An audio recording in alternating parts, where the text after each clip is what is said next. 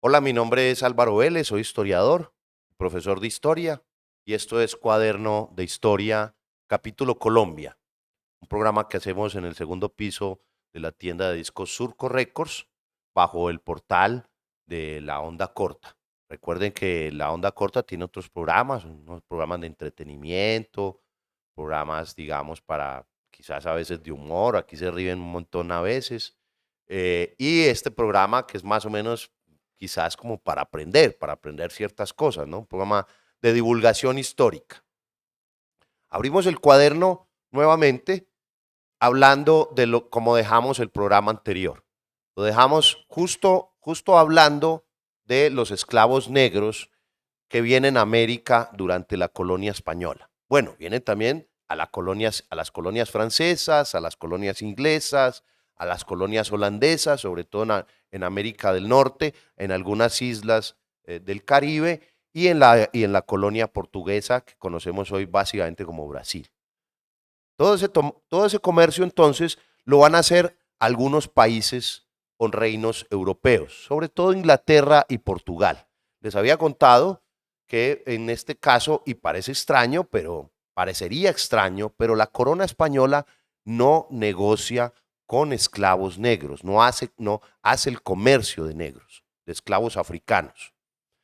Lo que pasa es que hay, digamos, la corona se lava las manos, pues porque es un imperio santo y le pesa de todas maneras. Así piense que el esclavo negro no tiene alma, como vimos la sesión pasada, el programa pasado, pueden usarse como esclavos básicamente. De todas maneras, hay un dejo moral, hay un resquicio moral, hay una molestia moral que hace que la corona no mercadee con negros, por lo menos hasta cuando llega a sus puertos, ¿sí? Hasta cuando las compañías privadas, porque son compañías privadas también de Portugal, de Inglaterra, de Holanda, dejan los negros hombres y mujeres en puertos de territorios de colonia española, ahí es cuando ya sí se puede negociar. O sea, hay una trampa, digamos, ahí como ahí se meten como por un resquicio, digamos, de esa moral, de esa débil moral, digamos, del imperio español. Hablo de débil moral porque si hubiera una moral real, pues no se permitiría el uso, digamos, de esclavos africanos. Pero se necesita esa fuerza de trabajo. Se necesita esa fuerza de trabajo en la agricultura, en las encomiendas agrícolas y en las encomiendas mineras. Y como los indígenas están diezmándose mucho, hay mucha mortandad, es necesario traer esa fuerza de trabajo.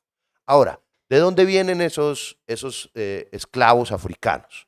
Vienen de las costas de África, ¿sí? Las costas de África, más no del territorio interior. ¿Por qué? Porque los europeos aún no se adentran al interior del continente africano. Eso va a suceder a partir del siglo XVIII. O sea, casi un siglo o 2 siglos después, los europeos se adentrarán en territorio del interior del continente. Entonces, todos los africanos que van a ser esclavos, que digamos atrapan o agarran, entre comillas, y ahorita les explico por qué agarran y atrapan entre comillas, como esclavos, los consiguen en las costas, toda esa mercancía, ¿sí?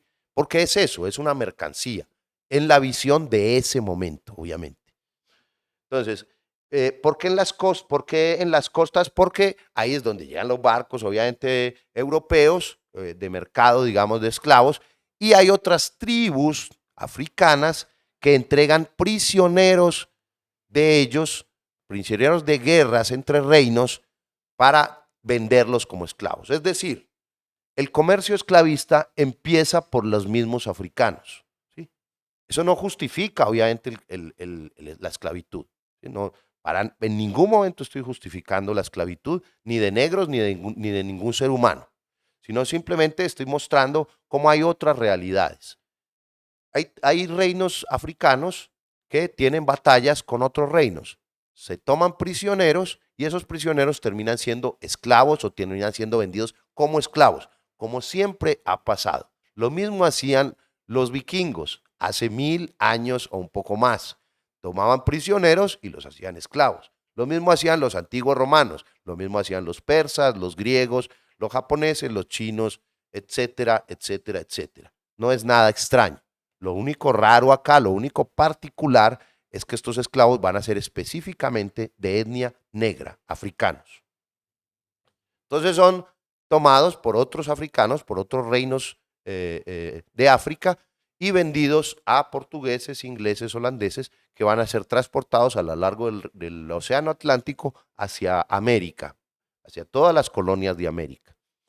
Entonces, obviamente, aquí empieza la travesía dolorosa y trágica de la historia de un africano que ha sido tomado como esclavo, hombre o mujer. Primero van a las quillas prácticamente, a la parte baja de los barcos, a sufrir, digamos, esa travesía con poca alimentación. Se diezma mucho la población o la mercancía en el trayecto de las costas africanas hacia América. Eh, y obviamente es el inicio, digamos, de esa historia trágica que sufrirán cada uno de esos individuos que va a ser esclavo en América. Hay unos puertos, obviamente, de tráfico negrero en toda América. Pero yo quiero hablar específicamente de España y más específicamente de Colombia. Puertos como, por ejemplo, La Habana, puertos como Santo Domingo eh, y puertos como Cartagena, en el caso español. Miren, por ejemplo, en la zona del Caribe hay una presencia enorme de africanos, ¿cierto? De descendencia africana. Básicamente porque eran sociedades, las antiguas sociedades indígenas eran poco jerarquizadas, como les explicaba en programas anteriores, poco jerarquizadas, entonces fueron arrasadas. Toda la fuerza de trabajo en las islas y archipiélagos, digamos, del Caribe son africanos. Por eso hay una amplia población de negros y negras en nuestras costas, en nuestras islas y nuestros archipiélagos del Caribe americano. ¿Sí? Toda esa fuerza de trabajo se va a instalar ahí. Pero también se necesita fuerza de trabajo en ciertos lugares del continente. Por ejemplo, el caso específico de Colombia. ¿Sí? El puerto importante de tráfico negrero es Cartagena. ¿Sí? A Cartagena llegan, obviamente, todo ese tráfico de esclavos negros. ¿Para qué? Para servicio en principio de Cartagena, servicio doméstico y algunas encomiendas agrícolas en la costa atlántica. Pero muchos de esos negros, mucha de esa mercancía va a bajar por el río Magdalena hacia sectores como Mompox y su influencia económica, Santa Fe de Bogotá, obviamente, su influencia económica, Popayán y su influencia económica. Lo mismo para encomiendas agrícolas y algunas mineras. Por ejemplo, en la provincia de Antioquia, en el caso mucho más específico, porque este programa lo hacemos desde el departamento de Antioquia y la ciudad de Medellín, se traen esclavos básicamente para encomiendas mineras, porque la provincia de Antioquia fue sobre todo durante la colonia una provincia digamos, donde el asunto económico eso era sobre todo basado en la minería. Entonces ahí no, más o menos va entendiendo cómo se va configurando en el territorio colombiano esa etnia negra, qué posiciones va ocupando. ¿Sí? En América, en toda la América, en todo el continente americano, no es común que la etnia negra se ubique en las costas de los países. ¿Sí? Eso sucede en algunos países en particular. ¿Sí? Por ejemplo, obviamente, como ya les dije, en las islas y archipiélagos del Caribe americano, básicamente, sobre todo, la mayoría es etnia negra.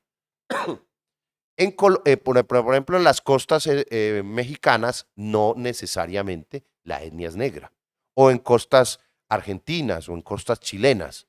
Hay una particularidad en Colombia que hace que las dos costas, tanto la costa atlántica como la costa pacífica, sean de presencia importante de etnia negra, de que hayan afrocolombianos en alta presencia ahí. ¿Por qué? Por lo que más o menos les acabo de decir. Porque la influencia de Cartagena como puerto negrero hace que haya mucho comercio alrededor de Cartagena, alrededor y su influencia económica, ¿cierto? Podemos decir ya luego, por ejemplo, Santa Marta, otras poblaciones que van a existir durante la colonia y que van a ir creciendo a lo largo de la colonia española. Muchos para el servicio doméstico, ¿sí? Entre aristócratas españoles, porque Cartagena es una ciudad muy importante de la colonia. Hay una presencia importante de afrocolombianos, lo que ya llamaremos afrocolombianos, ahí en la actualidad. No solamente eso, sino, vuelvo y repito, en encomiendas agrícolas. ¿Por qué en la zona, en la costa pacífica? Si en la costa pacífica no habían grandes ciudades coloniales, no habían grandes puertos de colonia española.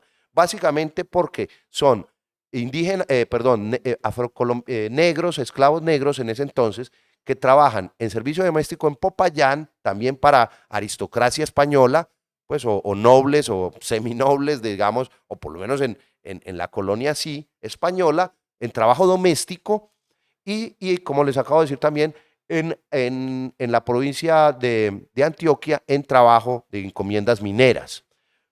Cuando esos esclavos se vuelan, cuando se escapan, digamos, del dominio, digamos, del español, van a ir hacia territorios no de control español. O sea, si un negro, una negra se escapan de una mina en la provincia de Antioquia, no van a irse hacia el Magdalena, porque ahí es donde está el control español. No van a irse hacia el norte de la provincia de Antioquia, porque es la costa pacífica, ahí hay control español. No se van a ir hacia el centro, porque está Santa Fe de Bogotá, es el control, ni el sur, porque es Popayán. Van a irse hacia el occidente, o sea, hacia la costa pacífica, donde no hay control español, donde pueden tener una cierta libertad y pueden crear sus propias poblaciones. Más o menos sucede en Cartagena con la población de Palenque, que es una población que queda ahorita cerca de Cartagena porque el casco urbano de Cartagena se ha ido comiendo, digamos, como lo hacen todas las ciudades en el mundo, los sectores aledaños. Entonces, pero antes, hace 300 años quizás, o un poco más, Palenque fue formándose como un territorio libre, un territorio negro libre, ¿sí?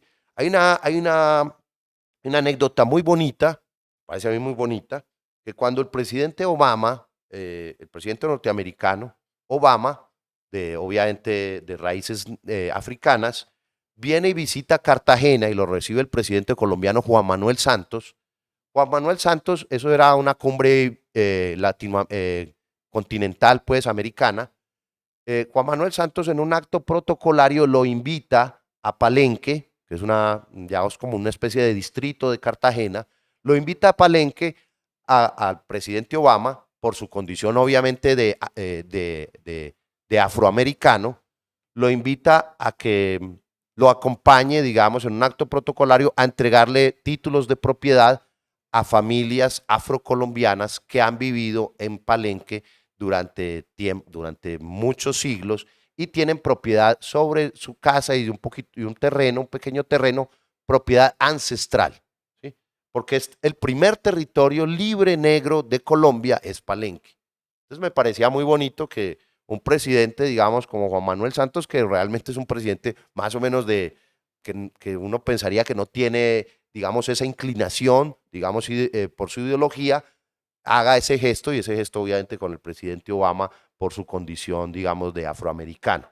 Entonces, fíjense, uno va viendo cómo en el territorio colombiano, en lo que conocemos como el territorio colombiano, las etnias, las diferentes etnias van ocupando ciertos territorios y ciertos lugares. Hoy en día hay más movilidad, ¿cierto? Pero quizás hasta hace 50 años o incluso 100 años, uno podía ubicar en el centro del país, en lo que uno llama, digamos, la zona andina, más o menos una presencia de blancos mestizos y en el altiplano cundiboyacense una presencia indígena importante. En los Andes, en el territorio andino, por ejemplo, del sur colombiano, hay una presencia mestiza e indígena también, obviamente por la influencia del antiguo reino incaico, del imperio incaico en el sur, y por la presencia del reino muisca en el altiplano cundiboyacense, ¿sí? Hay una presencia de mestizos en Antioquia en donde su relación con el negro es distante. Estamos hablando de hace 50, 100 años cuando había menos movilidad étnica en Colombia. Entonces había una distancia un poco más fuerte en Antioquia frente a los mestizos y a los que se consideran blancos frente a los afrocolombianos o a los negros. ¿Por qué? Porque el negro trabajaba sobre todo en minas. O sea, es un esclavo aún más miserable que el que trabaja en encomiendas agrícolas.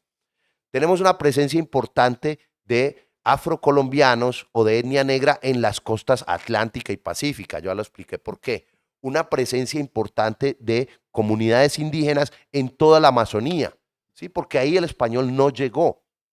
Una presencia importante de indígenas en la Sierra Nevada de Santa Marta, porque ahí tampoco los antiguos Tairona, ahí tampoco los españoles lograron llegar a esa civilización, muy posterior, ¿sí? Entonces, fíjense que esa configuración que tenemos en el territorio colombiano es una configuración que tiene una lógica, ¿sí? Que tiene un entendimiento.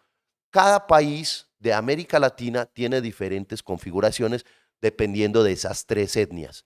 Como les dije, por ejemplo, que yo conozca más claramente, y vuelvo y repito, por ejemplo, en las islas y archipiélagos del Caribe, de nuestro Caribe americano, bueno, de nuestro Caribe, no, no hay más Caribes, del Caribe, básicamente la configuración es sobre todo de mestizos, negros y blancos, ¿sí? Porque indígenas no hay, fueron diezmados. Entonces, hay diferentes configuraciones. Esa es nuestra particularidad, particular configuración colombiana que hace que en cierta forma haya una riqueza también. Una riqueza, digamos, cultural, una riqueza obviamente étnica también, o sea, el color de la piel, la cultura, y la cultura significa la música, la comida, y como les he dicho, como les decía en unos programas iniciales de este cuaderno de historia, somos producto de eso, de esas tres etnias, ¿sí? Yo, pues, ustedes me pueden ver a mí mestizo, pero soy también producto de una mezcla con raza, con una etnia negra, ¿sí? Puede ser una mezcla un poco menor, pero en términos culturales y de mi alimento y de lo que yo escucho, por ejemplo, sobre todo la música, corre por mí también corre sangre africana, como corre sangre indígena, como corre sangre europea. De esa forma, con la llegada de los esclavos negros, va a irse formando, digamos, o va a irse conformando poco a poco una sociedad colonial, ¿sí? Durante el siglo XVII. Teníamos una sociedad colonial muy primigenia de blancos o europeos e indígenas. Con la llegada del español, esa sociedad va a ir, digamos, enriqueciéndose, entre comillas, porque es una sociedad de todas maneras muy cerrada, en donde, en donde la etnia va a importar en términos de tu posición social y económica, ¿cierto? La sociedad colonial, por ejemplo, ya con la llegada de los negros, de los africanos, va a irse conformando más o menos por los españoles, que son los que obviamente controlan la sociedad, la administran, son la élite, digamos, económica y obviamente social, pero no solamente los españoles hombres, varones, sino que también van a llegar mujeres españolas, porque ya van a llegar a administración, oidores, gobernadores, ¿cierto? Luego ya la corte, muy posteriormente las cortes de los virreinatos, en especial la del virreinato de Nueva Granada, que es un poco tardío, ya en el siglo XVIII, pero van a llegar sus esposas. Entonces, esos españoles, hombre y mujer, van a tener hijos en América. Esos españoles nacidos en América van a ser conocidos como los criollos, ¿sí? Pero también los españoles han tenido relaciones con indígenas o incluso a veces, pocas veces, pero existen españolas con hombres indígenas. Eso da como resultado mestizos, ¿sí? Españoles con africanos, con negros, mulatos, africanos negros con indígenas, zambos, ¿sí? Entonces, fíjense que va a haber una configuración étnica y dependiendo de la relación que haya entre esas etnias con poder social o económico, van a irse dividiendo en la pirámide, digamos, social colonial. Eso, digamos, es interesante, pero también, digamos, a la luz de hoy en día es negativo, ¿sí? Porque si naces negro, de piel negra, no tendrás una opción de ascenso social y económico. Hay excepciones realmente en la colonia. Hay excepciones donde una persona mestiza o mulata quizás alcance una posición social y económica, porque el español quizás su padre le ha dado esa posición, le ha dado la herencia, porque quiere a la persona a pesar de su etnia. Pero algunos, digamos, un mulato que tiene dinero y no ha alcanzado en la colonia española una posición social, entonces trata de casarse o casar a sus hijos con personas de una piel más clara para que puedan aclararse durante las generaciones y tener esa posición ya no económica porque la tienen, sino social. Entonces les estoy hablando básicamente de lo que se llama blanqueamiento. Estamos asistiendo a un proceso de blanqueamiento a lo largo de las décadas durante 3 siglos o quizás hasta 4 siglos de la colonia española. Eso imprime sobre nuestra actualidad, imprime sobre lo que consideramos de nuestras comunidades indígenas, de nuestras comunidades afrocolombianas. Eso es lo que eso imprime sobre lo que nosotros consideramos de los pobres también, e incluso de las mujeres. Eso es una impresión que tenemos de la colonia, una impresión que puede ser muchas veces positiva, pero la gran mayoría, lastimosamente, de las veces es negativa. Yo creo que sobre eso, sobre esa sociedad colonial y sobre estas particularidades, podemos hablar, creo, la próxima sesión, porque hay unas cosas muy específicas ahí que me parecen incluso también muy interesantes que podemos conversar en la próxima sesión. Miren, les recuerdo, ya hay varios programas sobre cuadernos de historia. Ahí tienen, tienen un cajón de comentarios, comenten los programas. Si yo tengo imprecisiones, las podemos discutir también en los comentarios o yo las traigo aquí a un programa y las aclaramos, que siempre van a haber imprecisiones, siempre van a haber cosas en las que quizás algunos no estén de acuerdo, algunos o algunas, y sería muy bonito que tuviéramos un poquito, aunque sea de esa, digamos, de esa participación y de ese diálogo entre quienes ven y quien habla en este momento. Muy seguramente en algún momento podamos hacer un programa en vivo o yo invite, digamos, a otro historiador o historiadora o una persona que sepa sobre temas específicos y podamos hablar en un diálogo. Pero por el momento quisiera que el diálogo fuera con ustedes. Bueno, como siempre, al final de cada programa de Cuaderno de Historia, recomiendo un librito que es de divulgación histórica. En este caso traigo Nueva Historia Mínima de México, editado por el Colegio de México y con varios historiadores e historiadoras que escriben cada uno, digamos, un capítulo de esa historia mínima de México. Ya en un programa anterior había traído una historia mínima, creo que de España. Estos libros son muy interesantes porque básicamente son libros que no cuestan mucho. O sea, pues, el libro por lo general la gente dice que cuesta mucho. A mí me parece que estos en particular no cuestan mucho por lo que te dan, ¿cierto? Porque te dan toda la historia de México, ¿cierto? Desde la historia precolombina, desde los primeros asentamientos en el territorio mexicano, digamos, hasta la actualidad. Entonces, es un libro que puedes leer, si lo lees tranquilamente, lo puedes leer en un mes o en una semana y entiendes muchas cosas de México, aprendes un montón, en este caso, por ejemplo, o en el que había traído sobre España. Entonces, por lo que cuesta el libro, me parece que es una ganancia enorme. Como dije, es una edición, Nueva Historia Mínima de México, es una edición del Colegio de México, y esta edición que tengo específicamente es la séptima reimpresión de mayo del 2010. Si no tienen cómo comprar el libro, estos son siempre libros, los que yo recomiendo también, siempre son libros que encuentran en bibliotecas. No son libros raros ni nada, porque son libros de divulgación. Bueno, yo creo que podemos cerrar el cuaderno de historia ahí. Entonces nos vemos, esperemos que vernos en una próxima emisión.